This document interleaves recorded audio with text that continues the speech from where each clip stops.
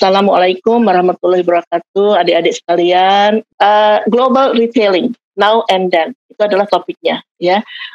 Sebagai ilustrasi, kalau adik-adik lihat background ini adalah pusat sentral, ya, pusat retailing atau pusat toko, ya, yang sangat terkenal di Melbourne, ya. Jadi cukup, kalau kita, mungkin saya yakin ya adik-adik sekalian, jadi kita bicara masalah traffic dan lain-lain ya. Jadi ini termasuk pusat pertokoan yang sangat sibuk trafficnya ya, karena di bawahnya itu adalah train station. Sebelumnya saya mohon maaf adik-adik sekalian, saya menggunakan bahasa Inggris di slide-nya, tapi insya Allah akan saya sampaikan dalam bahasa Indonesia.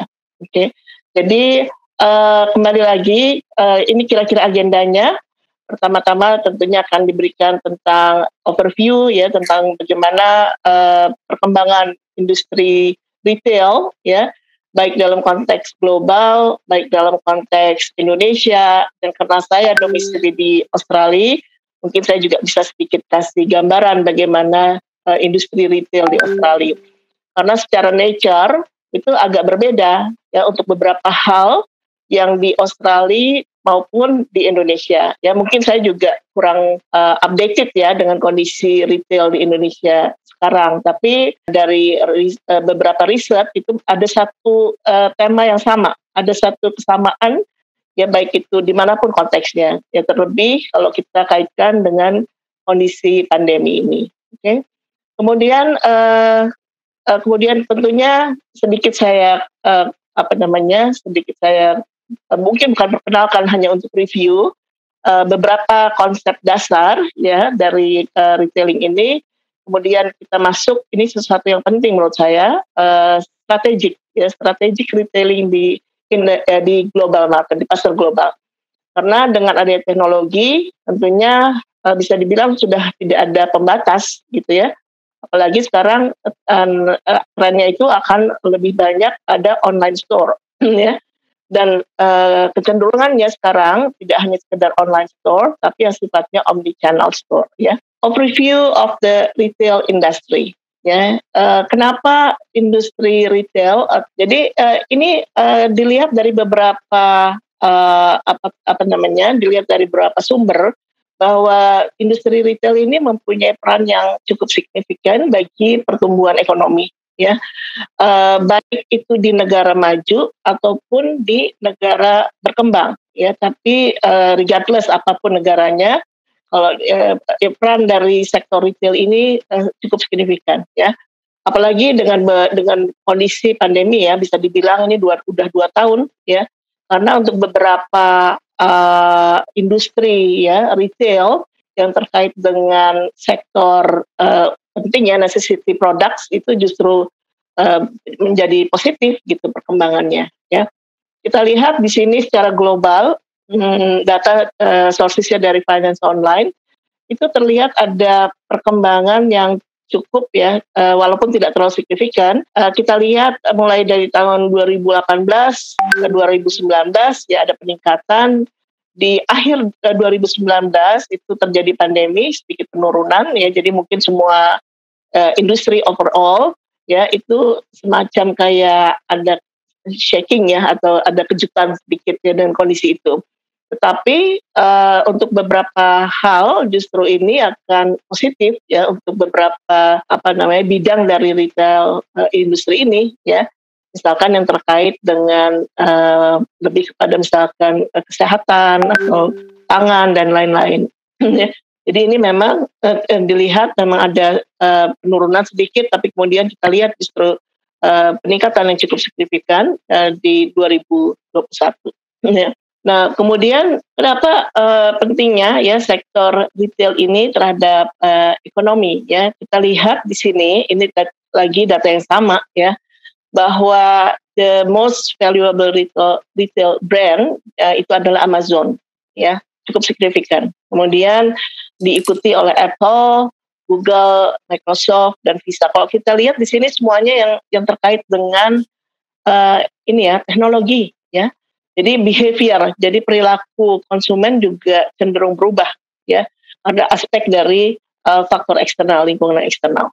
Nah, Kalau kita coba apa namanya itu dielaborasi lagi ya, bagaimana perilaku generasi ya, generation preference untuk membeli, apakah membeli secara offline ya atau secara online. Kita lihat di sini yang paling besar adalah baby boomers ya. Ini sebetulnya cukup cukup surprising ya, cukup agak di luar dugaan ya, tidak terlalu beda dibanding dengan millennials ya. Mungkin saya sedikit sharing, kami dengan beberapa teman dan Bu Yeni juga melakukan penelitian ini tentang bagaimana perilaku berbelanja secara online ya, tapi dalam konteks makanan gitu ya. Yang kita lihat memang terlihat bahwa generasi millennials itu relatif lebih besar proporsinya dibanding generasi lainnya ya, baby boomers terlebih dalam hal ini ya. Tapi ini dalam konteks global ya. Studi kami itu lebih pada dalam konteks Indonesia ya. Mungkin behaviornya, perilakunya tentunya ada perbedaan. Masuk kepada dua negara, kita fokus pada dua negara ini ya. Kita lihat bahwa jelas ya bahwa retail sector plays significant roles ya, mempunyai peran yang cukup penting bagi beberapa negara, baik negara berkembang ataupun negara maju ya. Di data yang relatif baru ya, bahwa contribution dari retail sector pada GDP terhadap Indonesia, ekonomi Indonesia GDP itu sekitar 10,7% ya di kuartal pertama 2020. Nah, pola yang sama, kita akan lihat pola yang sama terjadi peningkatan juga untuk ekonomi di Australia, itu meningkat 1,4 ya, 1,4% di bulan Maret tahun ini ya. Nah, semuanya itu tidak lepas dari adanya peran COVID ya. Kalau nanti saya akan sampai di situ, bahwa apapun bisnis kita tentunya tidak bisa lepas dari konteks lingkungan ya, external environment ya. Dan lingkungan itu kan nanti ada yang kita bahas dibagi menjadi lingkungan yang istilahnya makro dan mikro ya. Jadi kembali lagi, ini adalah salah satu dampak dari cenderung ya untuk beberapa ini justru menjadi dampak positif gitu ya, retail ya. Tapi kalau kita melihat lebih dalam lagi, mungkin dilihat retail yang mana gitu ya. Retail subsektor yang mana gitu ya, tentu yang berkaitan dengan barang-barang yang utama atau basic necessity. Nah, itu kemudian berikutnya adalah lebih spesifik lagi, saya mencoba untuk masuk ke dalam kondisi di Australia, bahwa retail sector itu bertumbuh ya, mungkin dulu lebih dari minusnya ya, ini tumbuhnya tapi minus 1,1% per tahunnya ya, dengan rata-rata antara 2015 dan 2020 menjadi sekarang lebih hampir 110 bisnis ya, baik yang besar maupun yang kecil ya. Nanti saya akan cerita bagaimana peran pemerintah ya dalam mensupport small business. Tanya dengan tingkat employment rate ya. Jadi ini termasuk Australia yang ke-9, ranking ke-9 ya, untuk employment growth over 5 tahun belakangan ini. Oke. Dan juga secara wage atau gaji ya, itu menjadi 7 tertinggi dari rata-rata gaji ya dari semua sektor untuk retail. Hanya untuk kasih gambaran ya, misalkan kayak McDonald's ya. McDonald's itu mereka mempunyai policy di Australia ya, itu untuk mengkaryakan anak-anak sekolah yang memang sudah boleh ya. Di sini kan ketat sekali. Yang sudah boleh untuk masuk dunia kerja. Itu biasanya anak-anak sekolah artinya kelas berapa ya? 11 12 ya, atau kelas 2 atau kelas 3 SMA ya. Itu mereka itu cenderung untuk mudah gitu, di-encourage untuk bekerja di McDonald's gitu. Kebetulan 3 anak saya ya pada saat kami pindah ke sini semua itu lulusan McDonald ya. Sehingga mereka dari segi si McDonald ya, mereka mempunyai keuntungan bahwa anak-anak ini ya relatif dibayar lebih murah dibanding yang sudah usia yang katakanlah di atas 20, 18 gitu ya. Tapi bagi anak-anak ini itu udah merupakan suatu pengalaman tersendiri gitu ya. Di usia muda mereka mempunyai pengalaman yang McDonald itu sekarang kan lagi akan membuka disebut McDonald Academy ya. Jadi merupakan salah satu sekolah quote unquote ya yang memberikan pengalaman lebih kepada bagaimana service ya, customer service ya.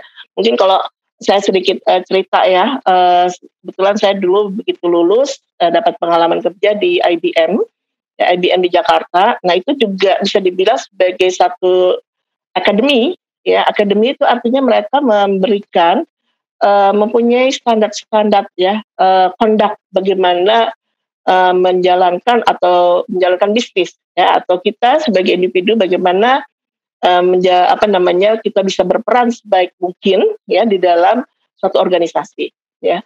Juga tambahan kalau dari segi sektor keuangan itu Citibank. Ya Citibank juga termasuk akademi ya, quote unquote akademi ya. Juga kalau adik-adik sekalian baca Disney ya, Disney World itu juga akademi, ya McDonald juga akademi. Jadi hanya sekedar tambahan saja. Saya sekarang lebih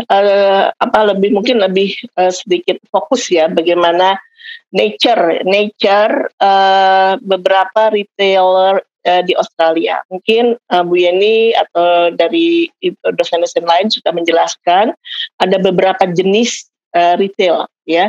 Mungkin adik-adik udah paham saya yakin beda antara supermarket, beda antara department store, beda antaranya dengan specialty store, dengan hypermarket ya, dengan convenience store ya. Saya sekali lagi saya senang kalau misalkan ada adik-adik yang coba share ya di Indonesia tuh sekarang apa yang ada gitu, karena pada saat kami pindah 2001 itu mungkin udah berbeda ya. Saat kami dulu waktu saya masih seusia adik-adik itu departemen store yang terkenal itu adalah Matahari. Nggak tahu sekarang bagaimana. Mungkin kita start dari supermarket ya. Supermarket itu kan karakteristiknya menjual barang-barang makanan dan yang terkait dengan makanan ya. Di Australia itu ada 3 pemain besar ya. Awalnya 2 pemain besar ya dimanapun. Jadi di sini infrastrukturnya itu ya. Saya mungkin tadi seperti yang saya katakan, mungkin saya akan lebih banyak sharing ya tentang bagaimana konteks di Australia. Jadi di Australia ya itu dimanapun kita tinggal, walaupun itu daerahnya remote, ya mereka mempunyai fasilitas infrastruktur yang kurang lebih sama dengan di kota. Jadi kembali lagi, kenapa saya cuma ambil contoh supermarket ya di Australia, karena ini yang paling signifikan ya. Jadi apapun kondisinya, karena ini terkait dengan kebutuhan dasar, yaitu pangan gitu ya. Jadi ini tetap hidup gitu ya. Nanti saya coba masukkan juga dalam kondisi pandemi 2 tahun kemarin ya. Tapi sebelumnya saya coba mungkin menjelaskan beberapa jenis retailer ya. Pertama adalah yang kalau dilihat ada yang 7-Eleven tentunya jelas lah ya, itu konsepnya convenience store ya. Convenience, kenapa dia disebut convenience? Karena convenience dari segi lokasi ya, biasanya di areal pom bensin. Juga convenience dari segi jam bukanya ya 24/7 ya. Tapi untuk di Australia not too convenience, tidak terlalu convenience dalam kaitannya dengan harga. Karena biasanya pegawai yang bekerja di retail yang buka 24 jam itu dibayar double ya, pada saat shift malam dibayar double. Ya tentunya kalau kita tahu lah, kita belajar finance dan akuntansi sedikit gitu ya. Konsekuensinya kan semua biaya itu akhirnya kita yang bayar gitu ya. Tapi tentunya ini barang-barang yang sifatnya sangat sangat jangka pendek ya, kalau mungkin adik-adik paham yang disebut sebagai convenient product ya, yaitu barang-barang yang dibelinya sering, frequently purchased type of product, dan kita tidak perlu banyak effort untuk membeli barang tersebut ya, misalkan ya roti lah atau apa, atau susu atau apalah yang paling basic gitu ya. Kalau di Indonesia mungkin seperti semacam Indomaret ya, atau Alfamart itu bukanya 24 jam ya. Iya. Ada nggak? Kalau ini kan 7-Eleven ini kan konsepnya franchise ya. Terus ada yang juga yang Coles itu masuk dalam konsep supermarket ya. Supermarket tadi sudah dijelaskan bahwa barang-barang yang dijual adalah food related product ya. Jadi barang makanan gitu ya, dan related tapi masih terkait gitu ya. Nah, kalau misalkan dilihat di situ ada David Jones. David Jones ini contoh dari department store ya.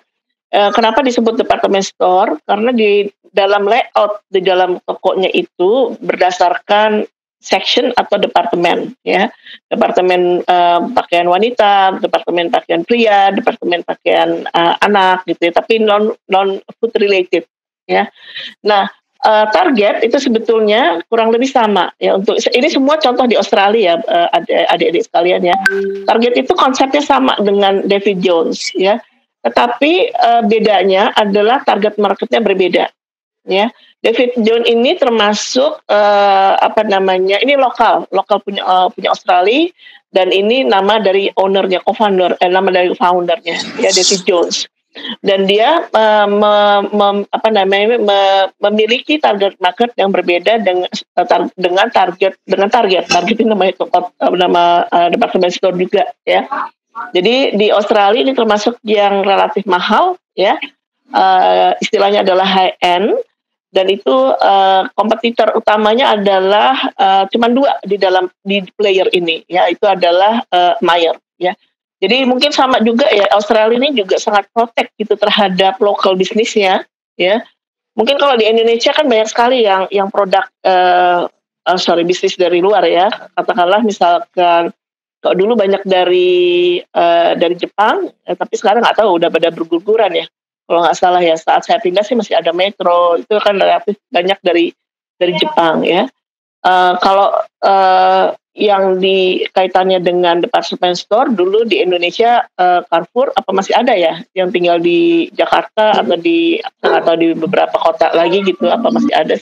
Costco ini juga bukan produk Australia ya, ini dari dari Amerika ya, tapi dia sangat membatasi. IKEA ya, jelas di Jakarta juga ada IKEA ya, itu masing-masing tipe ini punya konsep yang berbeda-beda. Oke.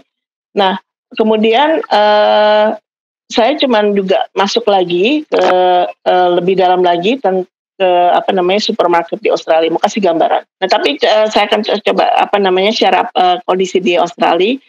2 pemain besar itu adalah dalam konteks supermarket ya. Itu adalah Woolworths dan Coles ya. Ini big player ya. Jadi mereka tuh mempunyai karakteristik bisnis model yang mirip ya, dan bisa dibilang mereka melayani target market yang sama. Oke. Kadang-kadang kita juga sampai kadang-kadang nggak terlalu sadar ini kita lagi ada di Coles atau ada di Woolies ya, istilahnya anak-anak panggilnya Woolies gitu ya. Nah, ini face to face. Kalau misalkan dimanapun, katakanlah nanti adik-adik ada rezeki ke Australia, dimanapun ya, tidak hanya di Melbourne, dimanapun, itu selalu ada 2 supermarket ini. Ya, kadang-kadang di lokasi-lokasi yang besar, itu 2 supermarket ini istilahnya itu face to face, ya, hadap-hadapan, gitu ya.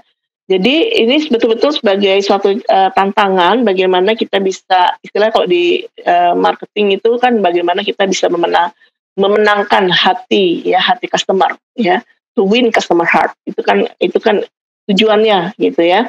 Nah, kemudian di kira-kira 10 tahun yang lalu ini adalah Woolies, saya akan kembali lagi ke slide ini ya, ini Coles ya.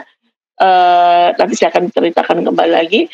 Kemudian di sekitar 10 tahun yang lalu ya, sekitar 10 tahun atau mungkin lebih ya, 15 tahun, ada pemain baru Ya, pemain baru ini dari Jerman, ya, namanya adalah Aldi, ya. Nah, dia mempunyai sedikit berbeda bisnis model konsepnya, ya, dibanding dua pemain utama tadi, ya. Menariknya, biasanya antara Woolworths dengan Coles itu mereka saling bersaing dalam kaitannya apa namanya dari rankingnya. Kita kan bicara kalau udah kayak gini bicara masalah brand, ya. Mana yang brandnya itu dikenal, ya. Kita kan ujung-ujungnya adalah bagaimana develop brand image, ya. Karena kalau brand itu kan kaitannya kalau kita udah attach ke satu brand itu membawa dampak kepada loyalty, ya, customer loyalty. Nah, dan akhirnya itu adalah ujung-ujungnya adalah behavioral intention. Nah, ya, jadi ada satu masa di mana Coles ini menjual susu dengan hanya harga susu 2 liter tuh hanya dengan harga $1, ya, $1 atau $2 gitu.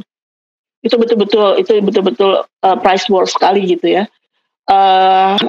Tidak hanya kompetitornya, yaitu adalah Woolies yang terdampak, yang paling terdampak adalah petani, ya, sehingga akhirnya diprotek, nggak bisa gitu main tetap harus ada protection dari ada peran pemerintah gitu ya untuk mengatur harga dalam hal ini kalau udah terlalu merugikan supplier side-nya, ya. Nah, kemudian Woolies Woolworth itu melakukan apa namanya istilahnya reaksi balasan, ya, strategi reaksi balasan, ya, dan ini ongoing terus-terusan sampai sekarang, ya. Nah, kalau saya disuruh milih, ya saya cenderung untuk beli karena dari segi harga sama, dari segi kualitas sama, ya, dari segi servis yang diberikan sama, ya. Tapi yang membedakan adalah kalau saya melihatnya mereka ini Woolies ini mempunyai satu yang disebut adalah store atmospheric, ya. Salah satu konsep yang adik-adik pelajari di dalam manajemen retail itu adalah bagaimana menciptakan atmosfer dari toko, ya. Dan itu dimensikan banyak ya, tapi lebih kepada unsur tangible, ya, misalkan kenyamanan toko, kemudian layout toko, ya, kemudian itu terlepas dari peran staff dan lain-lain ya, tapi lebih kepada toko, ya, atmosferik, ya. Tujuannya adalah di develop store atmosferik itu agar calon customer itu masuk ke toko gitu ya, kemudian dibikin sedemikian rupa supaya nyaman, ya, dan lama di toko gitu ya. Tapi sebetulnya ini menarik, lama di toko kalau nggak beli ya no point gitu ya. Maunya kan lama di toko, milih-milih gitu juga banyak yang dibeli gitu ya. Tapi ini adalah salah satu strategi, lagi-lagi strategi ini bagian dari ada di teori, ya. Nah, yang saya sajikan di sini adalah Coles dan Woolworths ini udah berapa tahun belakangan ini mereka terus meningkatkan fasilitasnya, salah satunya dengan self checkout. Banyak positifnya ya, positifnya mungkin dari berbagai pihak ya, untuk dari segi tokonya. Tentunya ini adalah menghemat ya, bagian dari penghematan, walaupun di awalnya ini bagian dari ada investasi yang harus ditanamkan, tapi dalam jangka panjangnya tentunya menghemat staff ya, karena staff tadi kita udah pahami bahwa staff di employment wages ya untuk retail industry itu relatif mahal gitu ya. Jadi dengan self check out ini akan dalam jangka panjang itu akan tentunya efisien bagi bisnis. Nah, untuk beberapa customer ini juga memudahkan ya. Kita nggak mesti panjang lama ya, nggak mesti ngantri panjang lama ya. Kita bisa do ourselves gitu ya. Ini simple. Mungkin awal-awal sih memang agak nggak terbiasa gitu ya. Tapi sebetulnya prosesnya sama seperti kalau kita ke check out ya. Cuman supaya menghindari hal-hal yang kadang-kadang sih ada masalah dengan sistem gitu ya. selalu ada staff ya yang berdiri dekat situ gitu, jadi siap untuk membantu. Nah, menariknya biasanya tuh ada, ini kembali lagi adalah ke perilaku ya, ke perilaku konsumen. Jadi biasanya itu akan terlihat generasi-generasi mana sih yang ke check out, self check out ya. Biasanya generasi-generasi yang sudah agak istilahnya elderly atau sudah agak berumur gitu ya, mereka lebih cenderung untuk dilayani ya, jadi melalui customer service ya. Tapi untuk apalagi kalau misalkan belinya cuma sedikit atau itemnya kurang dari 10, biasanya pakai self checkout ini ya. Nah, 2 supermarket ini sudah mengadaptasi itu ya, sudah melakukan peningkatan pelayanan ya dengan mengadakan self checkout. Nah, yang unik dari Coles ya, kalau dilihat di sini bisa dilihat bahwa selalu diskon ya. Coles ini mempunyai satu program setiap hari Rebo, beberapa item, beberapa produk apa itu baik, tapi bukan berarti produk yang sudah rusak ya. Kadang-kadang produk baru pun ditaruh di satu rak itu untuk diskon. Harganya tuh bisa hanya 50% ya. Dan itu secara reguler setiap hari Rabu ya. Apapun, kadang-kadang sampo, kadang-kadang apalah, kadang-kadang chips, kadang-kadang apa aja gitu ya. Kadang-kadang tisu dan lain-lain gitu. Nah, itu biasanya ditaruh di counter paling depan ya, di mana orang begitu masuk langsung, oh ini diskon, ini barang diskon. Itu betul-betul encourage ya pelanggan untuk paling nggak datang ke Coles. Walaupun tujuannya adalah untuk diskon, mencari diskon ya, tapi tentunya ya apalagi mungkin ya beberapa yang sudah terbiasa dengan impulsive buying ya, membeli sesuatu yang bukan di dalam rencana kita gitu ya. Nah, ini cukup berhasil. Nah, diikuti strateginya ya, diikuti oleh oleh Woolies ya. Woolies juga mengadakan hal yang sama gitu ya, melakukan strategi promosi yang sama gitu ya. Nah, jadi sangat menarik ini ya, ini dinamis sekali nih persaingan dua ini, sangat dinamis ya. Highlight dari Aldi ini adalah harganya murah, tapi bukan berarti bahwa kualitas barangnya di bawah dua pemain besar ya. Karena Aldi ini kan Jerman ya, Aldi.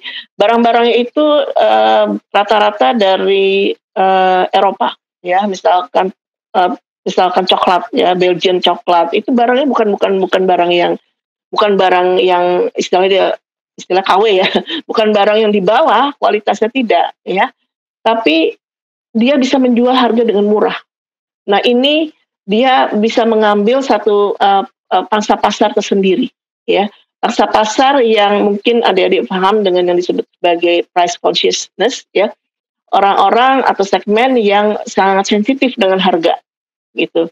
Nah, itu pertanyaannya adalah kenapa bisa gitu ya? Kenapa dia bisa cut cost?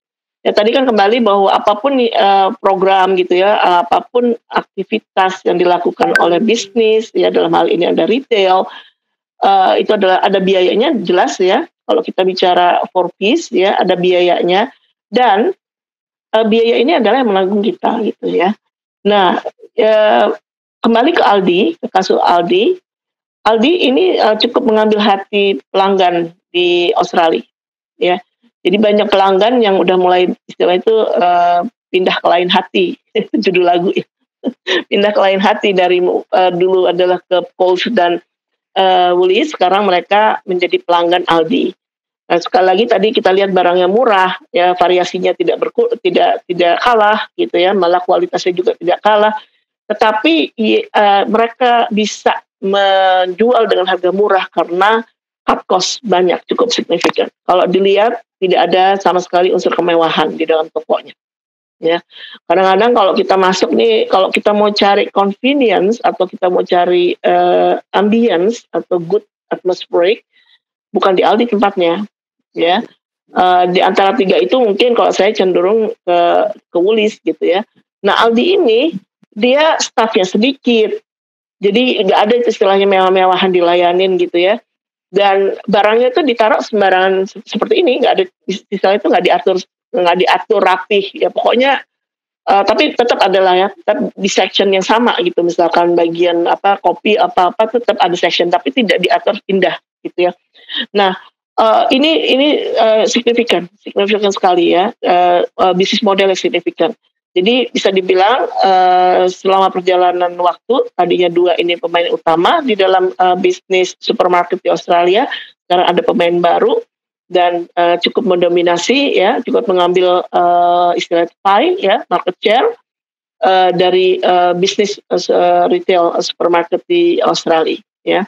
Itu sedikit sharing tentang kondisi, supermarket di, Australia. Mungkin sebelum saya masuk ke sesi berikutnya, mungkin, kalau ada pertanyaan barangkali ya. Dengan perubahan, environmentally friendly ya, kan itu sekarang digaung-gaung ya, itu semua berubah. Jadi memang tidak lagi disediakan, tidak boleh ya, tidak lagi disediakan pertama adalah, mungkin di Indonesia juga ada gitu ya, saya waktu saya pulang juga udah begitu, tahun berapa gitu. Tidak disediakan tas, ya, jadi tas itu harus yang bisa dipakai ulang, ya.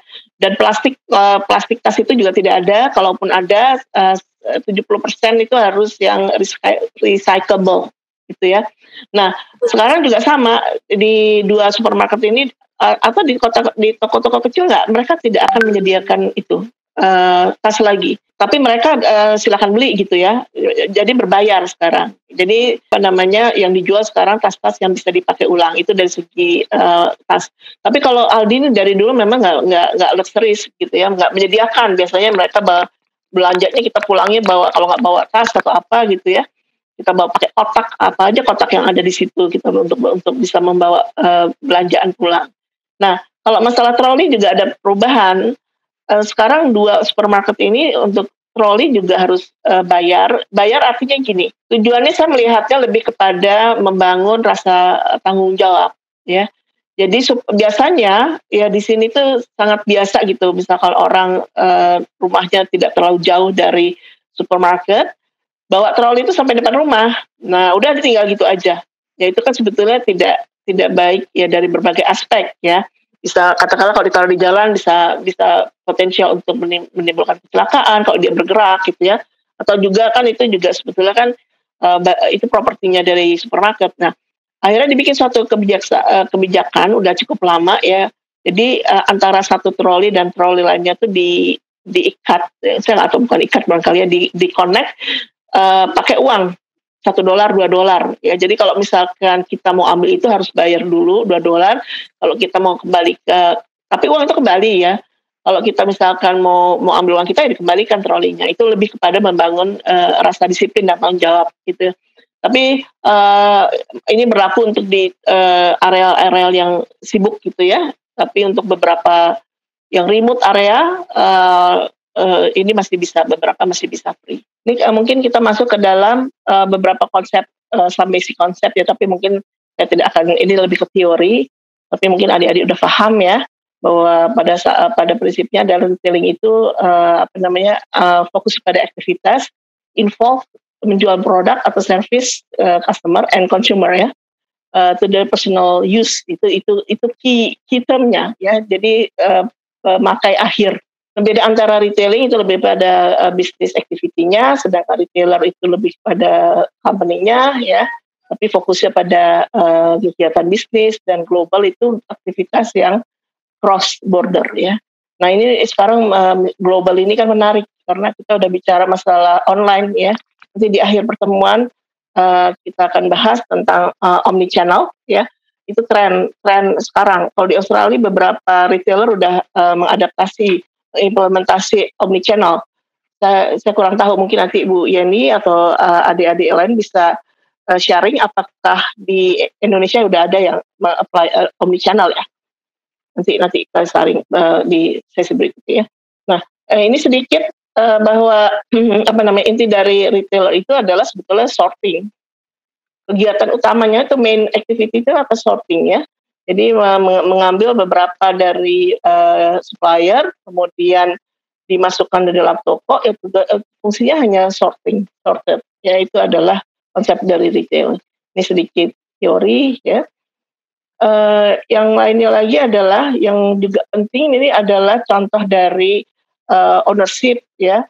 kita bicara independen tadi, kalau contoh tadi Budiman apa tadi yang convenience store atau chain ya, chain atau franchise ya.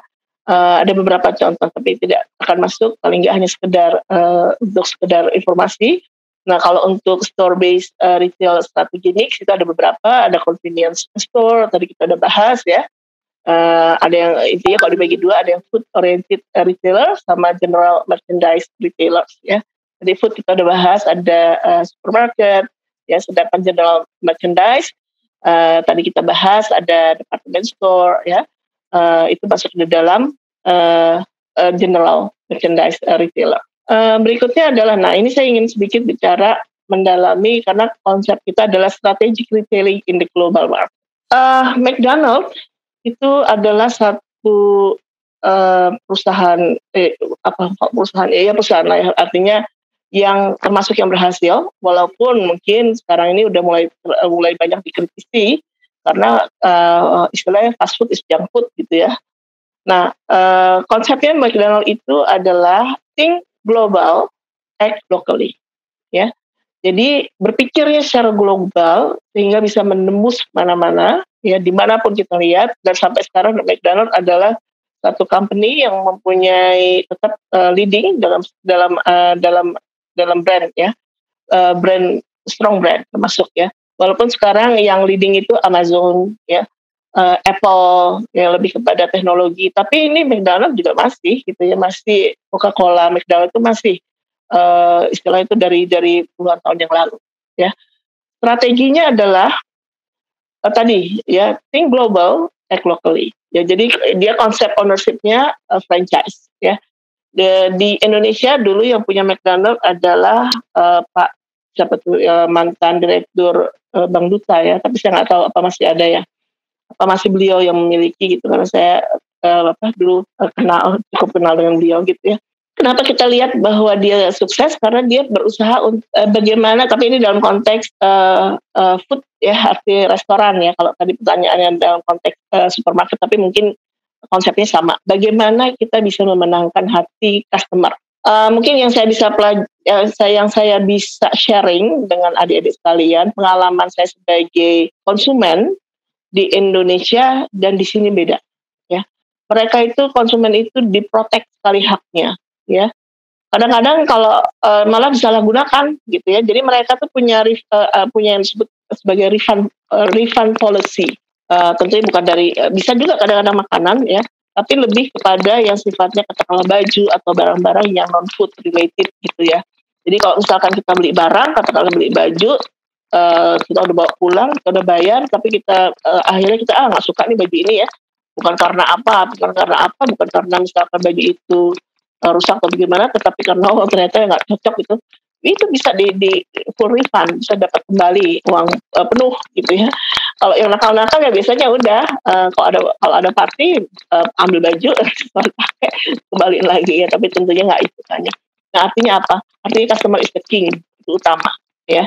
Nah kembali lagi ke McDonald's, kalau kita lihat kan di McDonald's ini di Indonesia ada nasi ya, kita nggak salah ada ya jual McDonald's. Yang utama itu kan sambal, itu kan yang pasti sambal. Kalau di sini yang nggak ada gitu ya.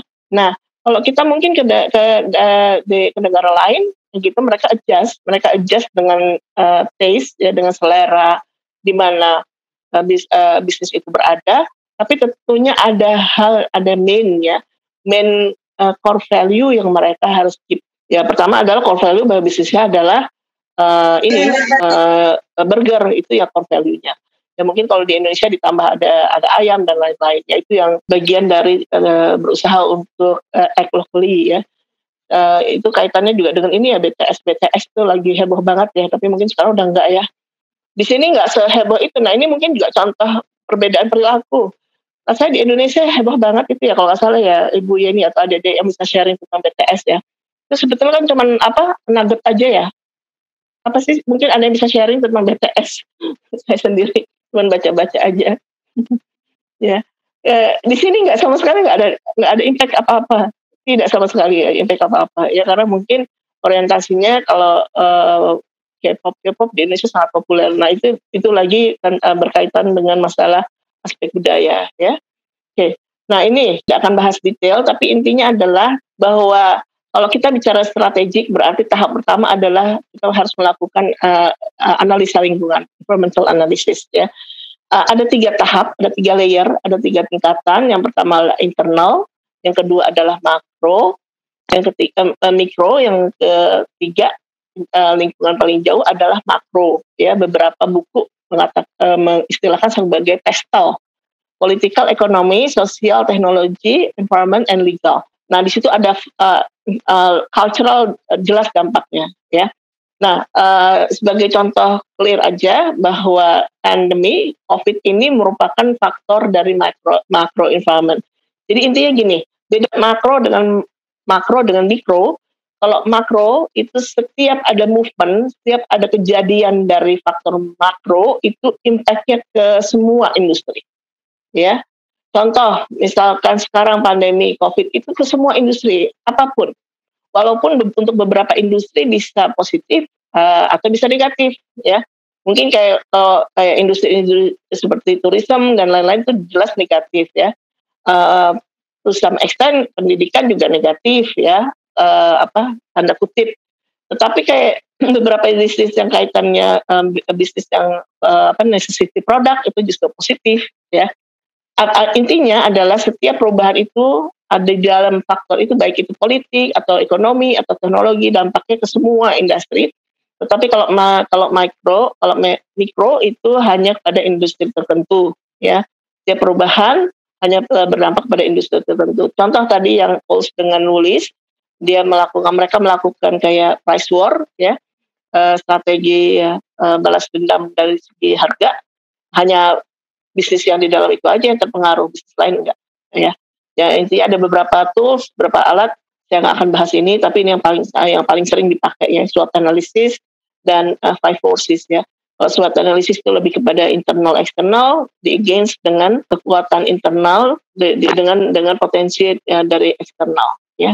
Dan 5 forces model. Bagaimana caranya memenangkan hati ya, atau bagaimana supaya mereka bisa survive gitu, kurang lebih seperti itu pertanyaannya. Setelah menganalisa eksternal internal gitu ya, kemudian kita tahu di mana sebetulnya posisi kita ya.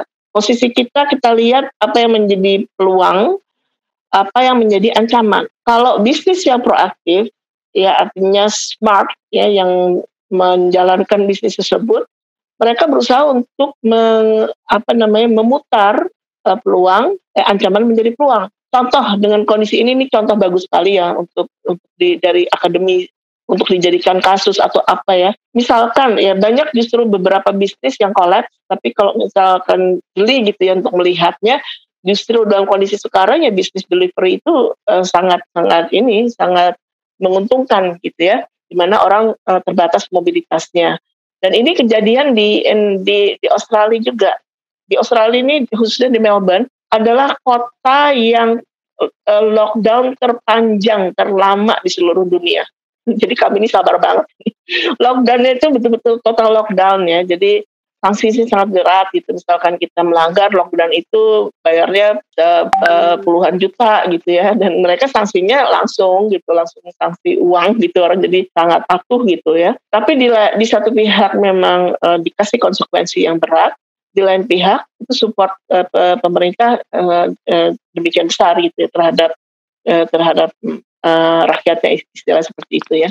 Ada satu waktu yang dimana kasih keringanan, dimana dikasih uang segala macam gitu ya, tergantung kondisi macam-macam. Nah, kembali lagi bahwa yang pertama adalah analisa lingkungan itu paling kritikal, starting point, yaitu tahap awal ya. Kemudian kita udah tahu apa yang menjadi kekuatan kita, apa yang menjadi kelemahan kita, apa yang di luar itu apakah faktor apa yang menjadi peluang atau yang menjadi ancaman, baru kita menentukan strategi. Ya intinya adalah retailing strategi mix itu aktivitas yang terlibat di dalam menjual barang atau membuat barang itu available di end consumer-nya ya. Jadi sebetulnya yang pertama-tama ini sebetulnya sama ya, kita pakai konsep 4Ps ya, product, price, promotion, and place. Kemudian itu berkembang kan tidak hanya itu yang tradisional seven 4P, sekarang udah berkembang menjadi 7 ya, 7P ya. Termasuk people, process, physical evidence, itu kaitannya dengan services ya.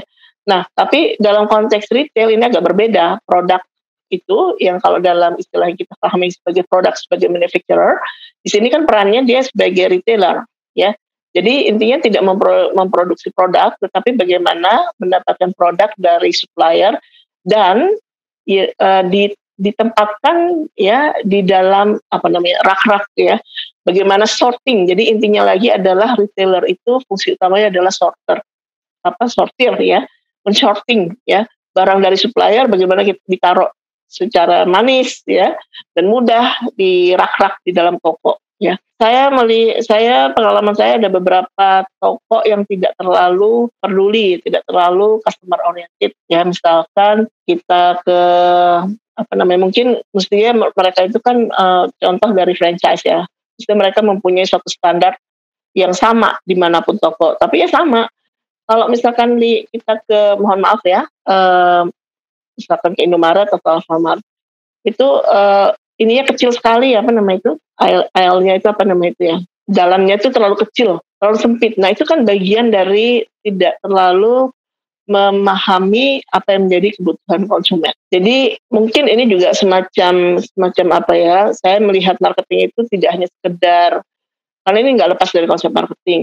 Marketing itu tidak hanya sekedar selling and selling, tidak hanya sekedar nih saya punya barang, saya promosiin beli, tidak sekedar hit and run, tapi marketing itu filosofinya justru sangat dalam menurut saya. Bagaimana kita memberikan hak kepada pelanggan kita, bagaimana kita bisa memahami apa yang menjadi kebutuhan ya. Karena itu adalah haknya untuk mendapat semuanya, informasi yang bagus, yang betul, tidak boleh ada curang di situ, tidak boleh ada istilahnya menentukan harga yang tidak fair, ya. Kalau misalkan start bisnis seperti itu, ya mungkin bisa dalam jangka pendek, tapi saya yakin tidak bisa survive dalam jangka panjang, ya.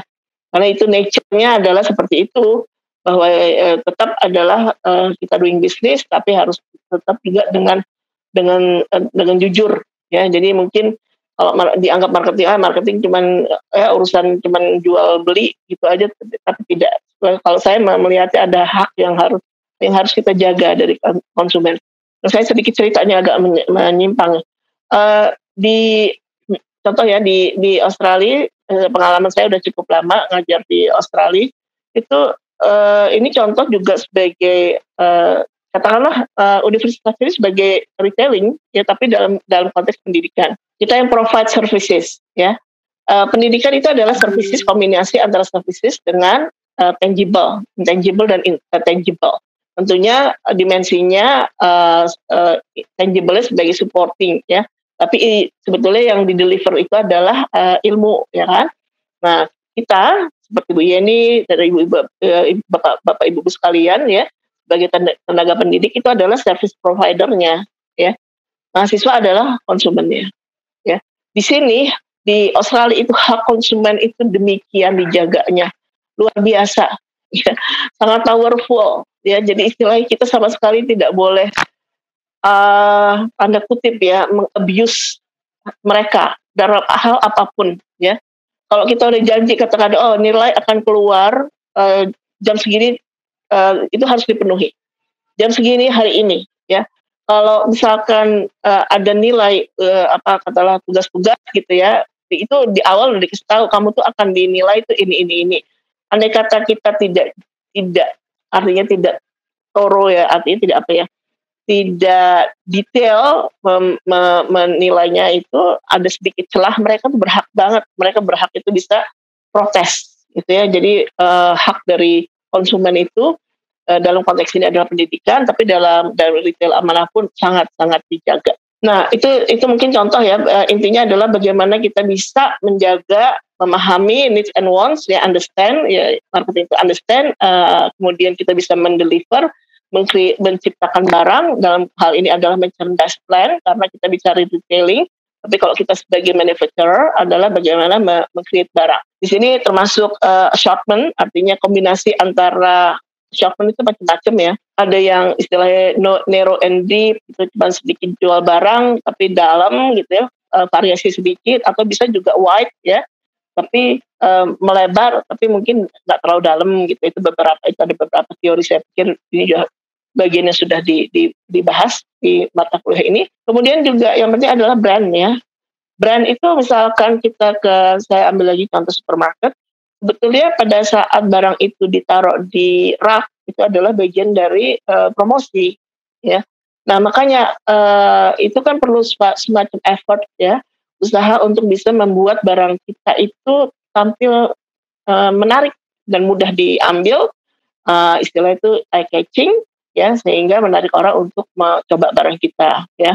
Tapi itu tidak berlaku kalau saya kembali lagi ke Aldi ya. Aldi itu tidak, karena itu kan perlu tenaga ya untuk bisa membuat itu menarik dan lain-lain. Nah kemudian yang kedua adalah menentukan harga ya. Harga di sini ada tiga pendekatan. Harga dari berdasarkan biaya ya, total cost, kemudian cuma tambah sedikit markup ya, sekian persen dari total cost, atau harga berdasarkan persepsi dari pelanggan. Contoh yang tadi saya beri contoh adalah kalau di Australia tadi antara David Jones dengan Target. Klasifikasi retailer sama, yaitu kategori sama, yaitu department store, tapi harga barang-barang David Jones itu relatif lebih mahal ya.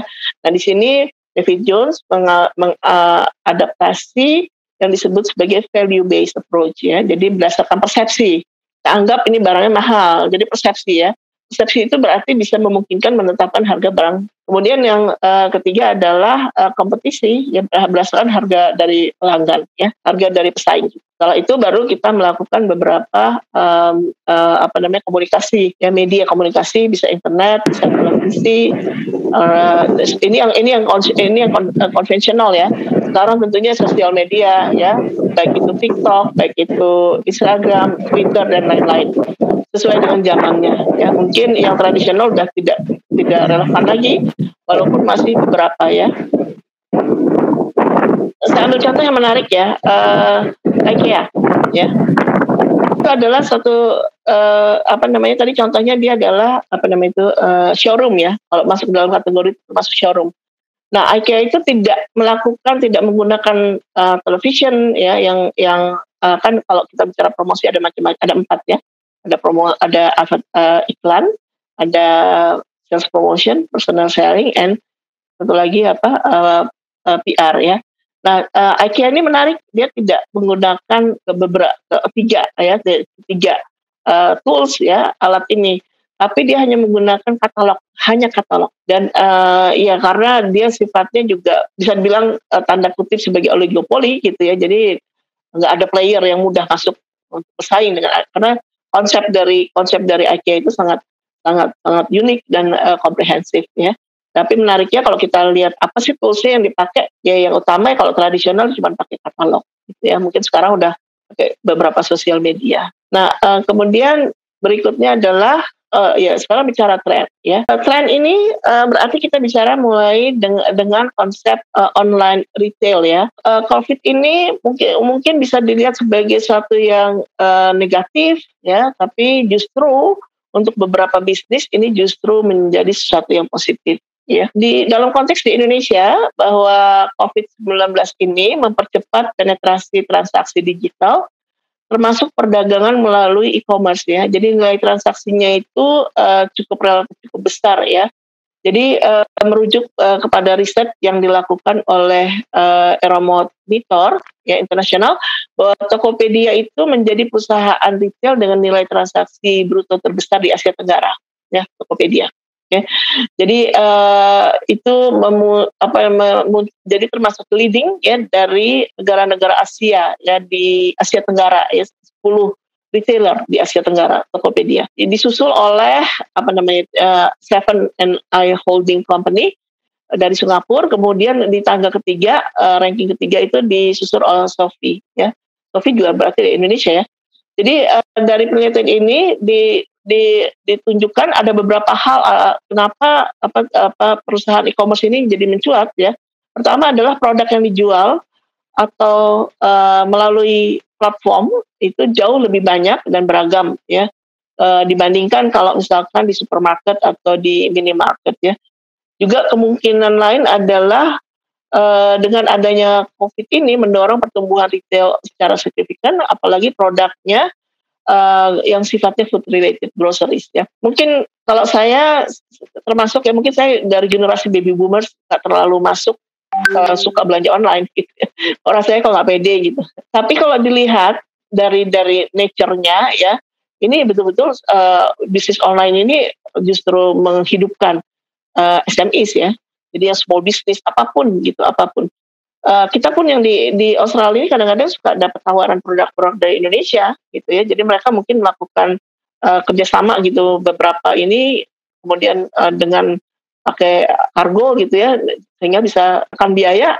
Di sini harganya bisa kadang-kadang salah satunya itu awal-awal tuh ini apa, masker ya, masker untuk jilbab itu kan beda ya, di sini kan susah. Nah itu dijual dengan harga dolar kan beda banget gitu ya keuntungannya, sangat-sangat ini. Jadi overall artinya adalah COVID ini justru membawa berkah untuk beberapa bisnis ya.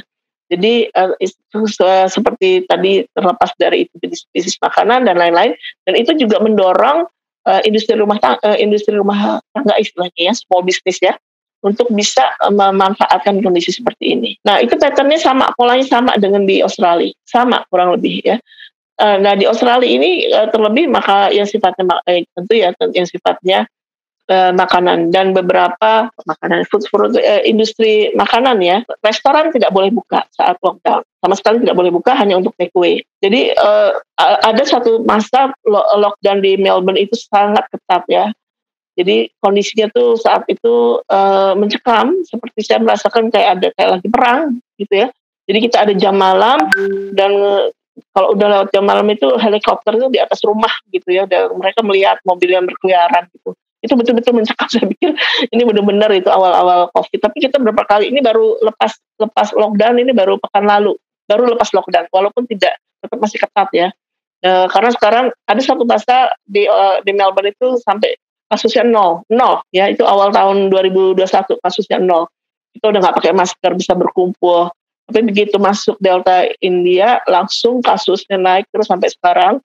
Jadi sekarang yang menjadi roadmap-nya bukan lagi kasus nol, tapi tingkat presentasi vaksin ya. Mereka berusaha mencapai 80. Sekarang udah mencapai 80, baru udah mulai agak rileks lagi. Walaupun tetap beberapa ukuran harus di ini ya. Mana-mana sekarang udah harus itu, mungkin sama ya di Indonesia ya. Kemana-mana harus punya bukti itu, baru bisa masuk restoran, baru bisa kesini ke situ gitu ya. Jadi itu menjadi standar yang berbeda ya. Intinya adalah kondisi COVID-19 justru membawa berkah ya untuk beberapa bisnis.